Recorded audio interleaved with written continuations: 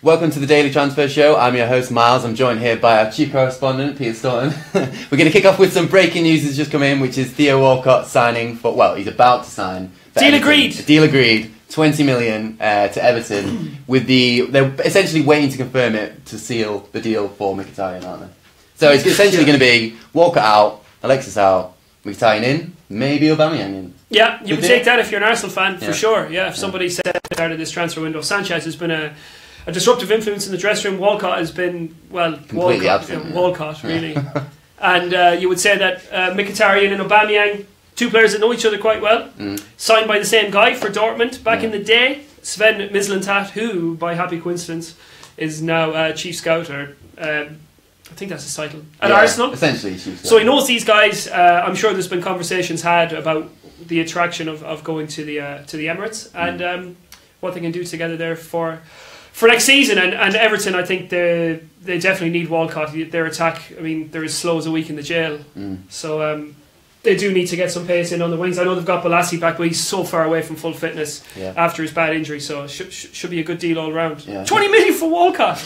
That's mental. I know, we talk about insane prices. That might be the most outlandish. I forget how old he is. I think he's like 28 now. He's 28, but he feels like he's been around forever. He's a bit like Donny Osmond. He's just always been there on the landscape. In terms of Mkhitaryan, then, this is one that's sort of been coming around quite fast now. So Jose Mourinho last night dropped a big hint that he was on his way out when he said that I would lie to you if I said that dropping him was a purely tactical decision. I don't think it's easy for a player to play when there's doubts about his future. It's added pressure. I think it's best for him and us while doubt is in the air to protect him. It's just not going to happen for Mkhitaryan under Mourinho. I think we figured that out within a few weeks. He had a bad performance in the derby last year at home, a game I was at, and he didn't close down. I think it was Kolarov for one of the goals that City scored. And from that moment on, I think he was out of the team for maybe 2.5-3 months. And you know, every week people were asking, "Where's Mkhitaryan?" And Mourinho just wouldn't put him in the team. And I don't think he's ever really been fully on board with what kind of player Mkhitaryan is. So, you know, he needs a better manager for him. I'm not saying someone who trusts him. I don't mean a better manager. I think the football philosophy of the two of them is not going to fit.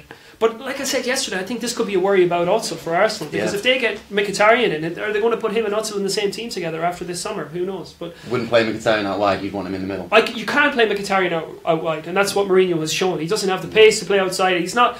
To play on outside at Man United, you need to be someone like Antonio Valencia. You know, really vertical player, full of pace and power, ready to get to be as ready to block at one end as you are to cross in at the other. And Mkhitaryan's not that kind of player. So you can't see, well, in terms of the way that Aubameyang would be introduced. Yeah. How do you see him getting into the team? Do you see him being competition for Lacazette, or will he be a wide player? Aubameyang is better than Alexis Sanchez. Really? Is that what you say? I'm saying it straight down the back of the camera. Yeah. Aubameyang's better than Alexis Sanchez. He's a more intelligent player. His movement is better. He's quicker. He's more of an all-round team player. It's a great deal. If they get Alexis out and Aubameyang in, that is a fantastic deal for Arsenal, and he would suit them down to the ground the way they play.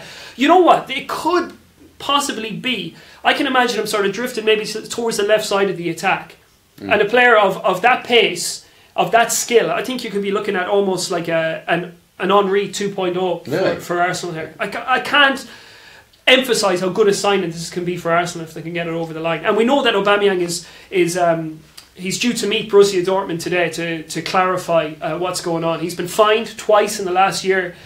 For the latest one is for not showing up to a team meeting on Saturday. We think he's been fined something like €100,000 for failing to turn up for that. So one way or another, over the next couple of days, we'll know what's going on with Aubameyang. But Mislintat has that inside line. Yeah, it's been an interesting couple of days to be an Arsenal fan, because at the weekend, obviously, lost to Bournemouth. Was not a particularly good result at all. However, like the rumours that have been coming out since then, it seems like Malcolm is essentially almost a done deal now. They might have beaten Manchester United and Man City to his signing. It could be a good window for us. Yeah, Bordeaux's still playing hardball, saying that, you know, the price is going to have to go up a little bit higher if they're going to lose him in winter. But you know, he is under a long-term contract up Bordeaux, and you know, let's not kid ourselves. The clubs at that level of the French league, they're not building teams to win titles. They're building players to sell them on. So sooner or later, Malcolm is going to make his move.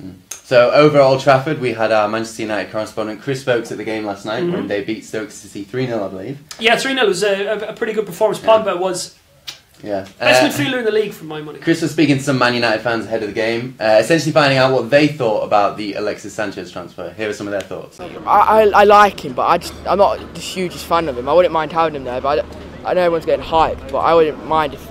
I think it'd be good at United, but I don't like 100% really want him, to be honest. Yeah, I can't see why he won't offer a bit of flair to the side. I know we've got it in Martial and other players, but why not? More the merrier, I see. Well, we've got a gap on the right side. He's good enough to play on that right side, but I don't want him coming as a sacrifice for Martial, though, because Martial to me is top, and he'll be better than Sanchez at the same age. Incredible player, 29 years old, still has a lot to give, and we definitely need some wingers. So yeah, definitely. I wouldn't mind seeing Mkhitaryan go the other way, to be honest, if that was part of the deal. But I heard that Martial might be somebody they might want to get rid of, and I wouldn't want that, to be honest with you. I think Mkhitaryan goes to Arsenal, he'll play well for them. I think it's a big loss losing Mkhitaryan. But if you're getting a player like Sanchez for the guts of 30 million, it's always going to be a good buy. Well, it's a bit of a tough one really, because Matt has not been playing well, but I think Rashford's had a bit of a quiet one so far, so I think they'd fit him in there and probably bring him in on the left side. I can't see him replacing Lukaku. I think he'd go on the right, or he could put him as number 10 behind Lukaku, and then have Martial on the left, and then maybe Pogba and Matic behind. Absolutely, he's always welcome in my books. I think, you know, it's someone that we need. Hopefully he'll get everybody else going as well. Rashford and Martial's losing their spot if he comes, because Sanchez is world class and he's always going to start in a team like United. You think he's going across the city? Yeah, well, I thought Gary Neville summed it up well when he said that he wants to play for Guardiola.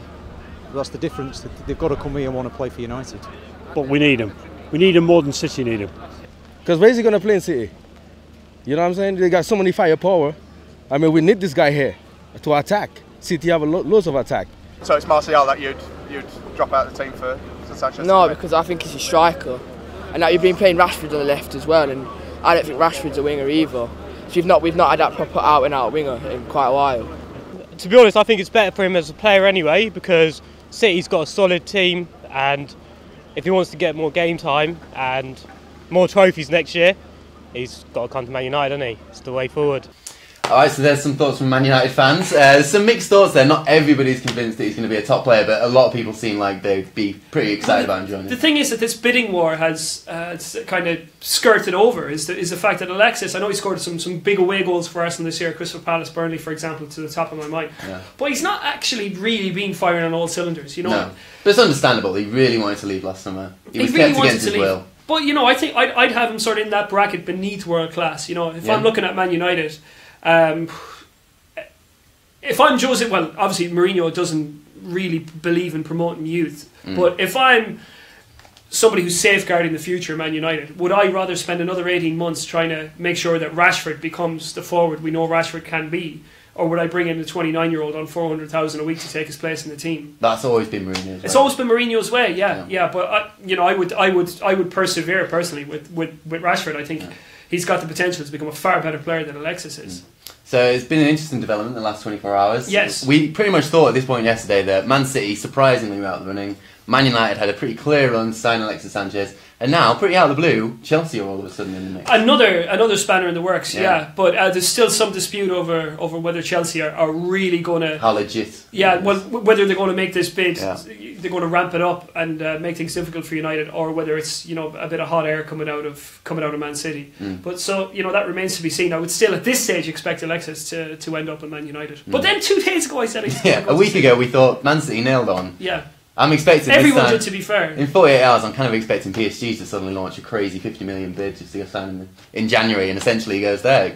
Anything could happen at this stage. Well, then you've got Draxler there as well, who was, you know, at the NBA the other night with all the Arsenal players, with Kolasinac and he was there with Kolasinac and with Mustafi. So you can imagine they were putting. I saw Lacazette was there as well with Griezmann, but don't get your hopes up, Arsenal fans. One thing that's kind of interesting, I guess, is that. What I was going with whose first team place does he take at Chelsea if Alexis comes in? Who, Alexis? Yeah. At Chelsea? Yeah. Well, again, look, when we talk about Chelsea, we talk about the inadequacy of their transfer campaign last summer. They just didn't get enough options in. They got one out, one in everywhere. They didn't improve the squad. They didn't build the numbers. So if they get Alexis in, he just becomes another option in the squad. You would say that Hazard is non-negotiable. But other than that, in the Chelsea attack, you wouldn't say that any of them have really set the world alight. You know, the likes of I had my reservations over Morata. He started well, started better than I thought he would, but you know, he's kind of regressed into the type of player I thought he would become for Chelsea. Yeah, a lot of Chelsea fans are frustrated with his strike rate, aren't they? I mean, and I saw last night when all the Chelsea rumours were coming out about Alexis Sanchez, there were quite a few frustrated fans, Chelsea fans, basically thinking this is going to be another Lukaku, because obviously in the summer, all of a sudden at the last minute they came in with a potential Lukaku offer, but obviously at that point it was a done deal to Man United and they just watched as Man United. Yeah, well, I think you know, the Lukaku deal was quite complicated. You know, I have my suspicions that maybe the agent would have preferred him to go to Man United because Zlatan had a new contract to sign and whatever. And so, Raiola, right? Yeah, with Mino Raiola, yeah. So I do have my suspicions. Mkhitaryan there and Zlatan. Yeah. It's got a little Man United fan. Yeah, I think, essentially. that's right. Yeah. So you look after Zlatan and we'll give you Lukaku. Yeah, that's my suspicion. Let us know in the comment section where you think Alexis Sanchez should go, if he should leave in January, or if he should even stay at Arsenal. See how it's 6 months. And then, he ain't staying at Arsenal. I think it would be very surprising at this point, wouldn't it? In other Chelsea news, so it seems like they're after Richarlison and Andy Carroll. So Richarlison has had a fantastic season so far with Watford. Yeah, great story from Bruno Andrade, who's our correspondent in Lisbon, and also Naz. Yes, is our Chelsea correspondent. So they've collaborated really well on this story, and they have the news that Chelsea are interested in Richarlison. And don't forget, this is an ambitious boy. He swerved Ajax at the last minute to go to Watford in the first place because he thought that the sort of rough and tumble nature of the Premier League would prepare him for a bigger English club rather than going to the Netherlands and then having to learn it all over again when he comes to the Premier League with a middling club. So you know, and he's got stuck straight into Premier League life. He scored a few goals and he's been one of Watford's most impressive performers. He's destined for great things. There's no doubt about that. Whether January is too early for him, I would say definitely it's too early for him. Yeah, I mean, I think the talk is that Chelsea want to sign him in the summer, and this is just the beginning of sort of the process. It's one to keep tabs on for the summer, whereas, for sure. Whereas Andy Carroll is more of a quick, short-term loan. Get him in for 6 months, do a job in terms of backing up the striking options essentially in that team. Because at the moment, as we've said, Morata is struggling. Well, he doesn't seem to trust that. Go back a few years. Remember when Torres left Liverpool for Chelsea and they brought in Carroll as a replacement, and all the Chelsea fans were lolling about the fact that Liverpool were signing Andy Carroll in the January transfer window. Well, they're laughing out the other side of their face now if they're going to get Andy Carroll. Look, his goal record and his fitness record just doesn't stand up to scrutiny. Yeah. I really don't know what Conte or whoever's signing the players these days at Chelsea. I don't know what they're up to go for Andy Carroll. No, I really don't know. You don't see him being as a capable choice there to find them to Champions League glory or anything like that. Well, Miles. Andy Carroll. No. I don't. We're going to read out some of your user comments now before we move on to the next topic. Champions Chelsea should try to sign Alexis, says Emile. Yeah, we've have come in about that. Yeah, and he says that Chelsea should get Richarlison, could give him a breather to Hazard in 5-4-2 formation. Plus, he is young. If Hazard does move to Madrid, he could become maybe a long-term replacement. What do you think, Peter? I do think he's going to be a big player, Richarlison, and not at Watford. He's going to go places for sure. Whether that's at Chelsea or overseas somewhere else, I think he's going to be a big player. So maybe Chelsea can get ahead of the crown. But you know what? Watford paid 80-odd million for him, so already his price is going to be 50-60 million. It's going to be huge. The striker in the Premier League that scores goals, charge a lot. I mean, you look how much you're paying for Walcott, who scores. Exactly, and I remember just how long ago was it that I remember Everton paying 28 million for Lukaku, and everyone putting their heads in their hands going, "Oh my God, can't believe they're paying 28 million." I mean, how quaint do those days feel now? That's unbelievable value. Yeah, it's just changed so dramatically in the last couple of years. Oh yeah, it's ramped right up. So we're going to move quickly on to over in Argentina, where Carlos Tevez, everyone's favourite heist mastermind, has been causing some more waves with his comments. He essentially laughed off his year in China as a holiday. Yeah, he's back in Boca. For a third spell. Yeah. Probably the only club that's ever really had his heart. Yeah. Although he did leave them last he did, but that was a good deal for Boca too. Yeah. And it meant that he could go and earn stupendous wages. $40 million in the year he was in China. Yeah. And he called it a holiday. Yeah. So his exact words were, I was on holiday for 7 months in China. It's fine for the Shanghai coach and president to criticise me. I didn't know what I was doing there. So he's pretty open and honest about the fact that he had absolutely no intention of really being the top striker that they paid all that money for. Well, you look around the world in any industry, and it's full of people who are in one particular place for work and nothing else. And footballers are no different. And maybe the culture, the language, and everything else was just maybe it was just a little bit too much for Carlos. Is this proof though that the sort of methods of the Chinese Super League massive spending on players who pretty much have a notorious history of going missing. I mean, Tevez infamously went golfing. For Shanghai Shenhua, I don't think they did their homework on Tevez. I would say that's the problem there.